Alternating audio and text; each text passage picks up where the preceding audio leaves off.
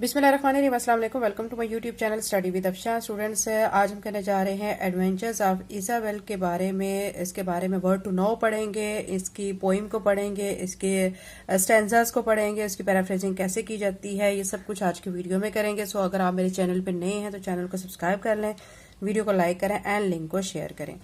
Adventures of Isabel आज हम पढ़ने लगे हैं। तो ये एडवेंचर ऑफ इजाबेल ये किसने लिखी थी, ये कौन था जो उसने ये पोइम लिखी है, उसके बारे में मैं आपको बता दूं। आप आ जाएंगे पेज नंबर 3 पे। अबाउट द पोइट, यानी ये जो पोइम लिखने वाले पोइट हैं, ठीक है, वो कौन थे? ऑगडेन नैश थे, जो कि 1902 में पैदा हुए और 1971 में उनकी डेथ हुई। वो एक अमेरिका के पोइट थे, ठीक है, और उनको किस वजह से लोग ज्यादा जानते थे? क्योंकि वो बहुत अच्छा लिखते थे, लाइट मैनर्स में लिखते थे और मजाहियापन में लिखते थे, यानी फनी पोइम्स में उनकी ज्यादातर डिस्क्राइब की जाती हैं। और उन्होंने क्या किया है कि उन्होंने जो लिखी हैं पोइम्स जो कि फनी है, मजाहिया है, तंज़ो मज़ाह पर मबनी है, वो 500 से अबव है, ठीक है। तो ये मैंने अबाउट द पोइट आपको बता दिया। जब भी आप किसी भी पोइम को पढ़ने लगते हैं तो उससे पहले आपको नॉलेज होना चाहिए कि उसके पोइट कौन है, उन्होंने किस तरह की पोइम्स लिखी हैं। तो ये आपको मैं बता चुकी हूँ। अब चलते हैं हम एडवेंचर ऑफ इजाबेल के बारे में। सबसे पहले हम वर्ड टू नो करेंगे। कैवनेस का मतलब है a large dark cave like space, यानी एक बहुत बड़ी अंधेरे वाली गार की तरह की स्पेस, ठीक है। कॉन्केक्टर का मतलब ये होता है कि मेकर, बनाने वाला, person who mix ingredients to make something, एक ऐसा शख्स जो कि मिक्स करता है तमाम अज्जा को और उससे कोई चीज बनाता है, ठीक है। क्राउड का मतलब है शॉट विद डिलाइट, यानी चिल्लाना बहुत खुशी के साथ, ठीक है। हिडेस का मतलब है वेरी अगली, यानी बहुत बदसूरत होना। पिच का मतलब है अ black sticky substance made from तार, यानी एक काले रंग का चिपकने वाला सब्सटेंस जो कि तार से बना होता है, ठीक है। रैंकर का मतलब एक लॉन्ग स्टैंडिंग बिटरनेस और रेस्टमेंट, यानी एक लंबी सी, ठीक है, खड़े होने वाली तल्ख सी शाख के बारे में। रेवनेस का मतलब है वेरी हंगरी, यानी बहुत ज्यादा भूख का लगना। स्करी का मतलब है बहुत तेजी के साथ मूव करना, move hardly with short quick steps, यानी छोटे छोटे कदम उठाते हुए तेजी के साथ मूव करना। सेल्फ रिलायंट का मतलब है able to rely on and look after on self, ठीक है। इसके बाद है sprinkle irregularly dispersed randomly spread out, यानी बेतरतीब सा फैलाओ, ठीक है। ज़ेवेक का मतलब है टोस्टेड क्रिस्प ब्रेड। आपको पता है टोस्टेड यानी ऐसी ब्रेड जो क्रिस्पी सी हो, टोस्ट को कहा जाता है ये। अब ये वर्ड टू नो मैंने आपको बताया है। जब भी आप बच्चों किसी भी पोइम को पढ़ते हैं उससे पहले आपको सबसे पहले तो उसके पोइट के बारे में पता होना चाहिए, फिर आपको वर्ड टू नो का पता होना चाहिए, क्योंकि अगर आपको वर्ड टू नो आते होंगे तो भी तभी आप जो पोइम है उसके जो स्टैंजास है उसकी पैराफ्रेजिंग कर सकेंगे। अब नेक्स्ट में हम चलते हैं पोइम की तरफ। आज की पोइम में जो हम करेंगे इसके 2 स्टैंजास करेंगे और उनसे रिलेटेड इनकी पैराफ्रेजिंग भी करेंगे। अब सबसे पहले देखें, Isabel met an enormous bear, यानी एक बहुत बड़े से बियर से मिलती है। कौन? Isabel. Isabel did not care, Isabel को इस चीज की कोई परवाह नहीं होती। The bear was hungry, the bear was ravenous, यानी जो रीच था, ठीक है, बियर किसको कहा जाता है? रीच को कहा जाता है। वो क्या था? हंगरी था, भूखा था। The bear big mouth was cruel and cornish, यानी उसका जो बड़ा सा मुंह था, किसका? रीछ का बात कर रहे हैं, रीछ के बारे में कह रहे हैं। वो एक गार की तरह, अंधेरे गार की तरह बहुत बड़ा था। The bear said Isabel glad to meet you, bear क्या कहता है कि इजाबेल आपसे मिलकर खुशी हुई।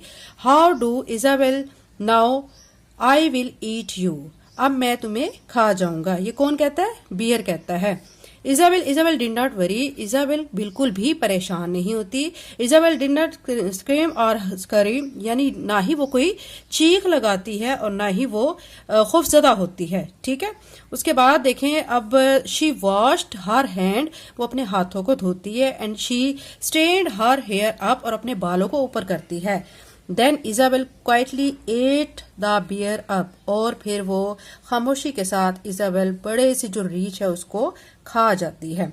ये बच्चों आपको मैंने पहला स्टेंजा आपको पढ़ के बताया है। अब इसकी पैराफ्रेजिंग कैसे की जाती है।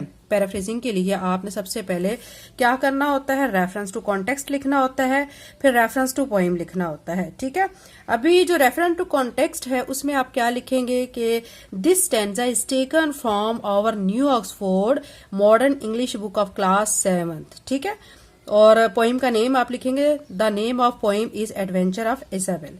ये हो गया रेफरेंस टू पोइम। उसके बाद आपने लिखना है रेफरेंस टू पोइट। पोइट के बारे में आपने लिखना है this poem is written by Ogden Nash, he was an American poet, he was known of writing light comic verses. ठीक है, यह आपने किसके बारे में लिखना है, पोइट के बारे में और पोइम के बारे में। मैं आपको कॉपीज पे शो भी कर देती हूँ, ऐसे आपने करना है बच्चों। ठीक है, जैसे कि ये स्टेंजा है, स्टेंजा में आपने लाइंस लिखने के बाद ये देखें रेफरेंस टू कॉन्टेक्स्ट, पहले आप लिखेंगे रेफरेंस टू पोइम और फिर आप लिखेंगे रेफरेंस टू पोइट, पोइट के बारे में। अब जो मैंने आपको स्टेंजा पढ़ के बताया है तो उसकी अगर आपने पैराफ्रेजिंग करनी है वो कैसे करेंगे, तो मैं आपके सामने शो कर देती हूँ। यहाँ से सबसे पहले आप ग्लॉसरी करेंगे। ग्लॉसरी में जो हमने पढ़ा है इसमें जो मुश्किल वर्ड थे, इनॉर्मस पढ़ा है, इसका मतलब है वेरी बिग, ग्लैड का मतलब होता है हैप्पी, स्क्रीम का मतलब होता है खौफ के साथ चीख मारना। अब इसकी पैराफ्रेजिंग करेंगे। पैराफ्रेजिंग के लिए आपने क्या करना है, आपने लिखना है in this sense the poet Ogden Nash tells a story of brave girl. इस स्टेंजा में पोइट हमें, कौन पोइट, ऑगडेन नैश, वो हमें क्या बताते हैं, एक बहादुर लड़की की स्टोरी के बारे में बताते हैं। दैट नेम इज इजाबेल, उस लड़की का नाम, बहादुर लड़की का नाम इजाबेल है। She met a very big bear, वो एक बड़े से रीछ से मिलती है। दैट वॉज वेरी हंग्री, जो कि बहुत भूखा होता है। That hungry bear try to insecure Isabel, वो जो हंग्री बियर होता है वो कोशिश करता है कि वो इजाबेल को खौफजदा करे। बाय सेइंग, उसको ये कहते हुए खौफजदा करने की कोशिश करता है, आई विल ईट यू, कि मैं तुम्हें खा जाऊंगा। But Isabel did not worry, लेकिन इजाबेल परेशान नहीं होती। नाइदर शी शाउट, ना ही वो खौफ के साथ चिल्लाती है। But she ate the bear after straightened her hair up, वो अपने बालों को सीधा करती है और बियर को खा जाती है। अब इसका नेक्स्ट स्टेंजा हम पढ़ते हैं और इसके बारे में भी मैं आपको पैराफ्रेजिंग इसकी भी करके बताऊंगी। ठीक है, once a night as black as pitch, एक रात ऐसी जो कि अंधेरे वाली थी। Isabel met a wicked old witch, एक जो चुड़ैल है वो एक बूढ़ी सी चुड़ैल है। ठीक है, उससे वो मिलती है। The which face was cross and wrinkle, उसका जो चुड़ैल का जो फेस था, ठीक है, उस पे झुर्रियां सी बनी हुई थी। The which gums with teeth were sprinkled, उसकी जो दाढ़ें थी वो दांतों की वो भी क्या चमक रही थी। Ho Isabel the old witch crowed, उसने चलाते हुए कहा, I will turn you into an ugly toad, कि मैं तुम्हें एक बदसूरत से टोड में कन्वर्ट कर दूंगी, बदल दूंगी। Isabel did not worry, Isabel बिल्कुल भी परेशान नहीं होती। इजाबेल डिड नॉट स्केम और स्करी, वो खौफजदा नहीं होती, ना ही कोई चीख लगाती है। She showed no rage and she showed no rancour, ना ही वो कोई डरने वाला, कोई खौफजदा होने वाला, कोई ऐसे के शो करे जिससे उसकी फीलिंग जाहिर हो, वो ऐसा कुछ भी शो नहीं करती। उसके बाद मैं आपको बता दूं, but she turn the which into milk, लेकिन वो क्या करती है कि जो विच है उसको मिल्क में कन्वर्ट करती है। एंड ड्रैंक हर, और उसको पी जाती है। अब इसकी हम स्टेंजा की पैराफ्रेजिंग करते हैं। अब इसकी पैराफ्रेजिंग में बच्चा स्टेंजा 2 की पैराफ्रेजिंग में आपने सबसे पहले क्या करना है, आपने रेफरेंस टू पोइम लिखना है, रेफरेंस टू पोइट लिखना है, जिसको हम रेफरेंस टू कॉन्टेक्स्ट कहते हैं। ठीक है, उसके बाद आपने क्या करना है, ग्लॉसरी में जितने मुश्किल वर्ड हैं वो आप लिखेंगे। जैसे कि यहाँ पे दिया गया क्रॉस एंड रिंकल्ड, टोड, ठीक है, रेज, या आपने लिखने हैं। और पैराफ्रेजिंग इसकी आप कैसे करेंगे स्टेंजा की, मैं आपको रीड करके बताती हूँ। इन सेकंड स्टेंजा, इस स्टेंजा में कहा जाता है, the poet explains that Isabel met a old witch, के इजाबेल एक बूढ़ी चुड़ैल से मिलती है। That was a bad shouter, face was as, उसका फेस जो है वो बूढ़ा सा था। And stressed upon she saw Isabel, she shouted with delight, जब वो चुड़ैल इजाबेल को देखती है तो वो खुशी के साथ चिल्लाती है। And sad that I will turn you, वो और कहती है कि मैं तुम्हें एक बदसूरत से टोड में बदल दूंगी। But she did not worry, किसकी बात कर रहे हैं, इजाबेल की, कि वो इजाबेल बिल्कुल भी परेशान नहीं होती। But she turned which into, वो क्या करती है कि वो विच को मिल्क में कन्वर्ट करती है। एंड ड्रैंक्ड हर, और उसको पी जाती है। तो ये स्टैंजा नंबर 2 की पैराफ्रेजिंग थी। अगर चैनल पे नए हैं तो चैनल को सब्सक्राइब कर लें। नेक्स्ट वीडियो में इंशाल्लाह बाकी के 2 स्टैंजाज हैं उनकी हम पैराफ्रेजिंग करेंगे, इसी तरह उनको डिटेल से पढ़ेंगे। वीडियो अच्छी लगी है तो चैनल को सब्सक्राइब कर लें, लिंक को शेयर करें। Thank you and Allah Hafiz.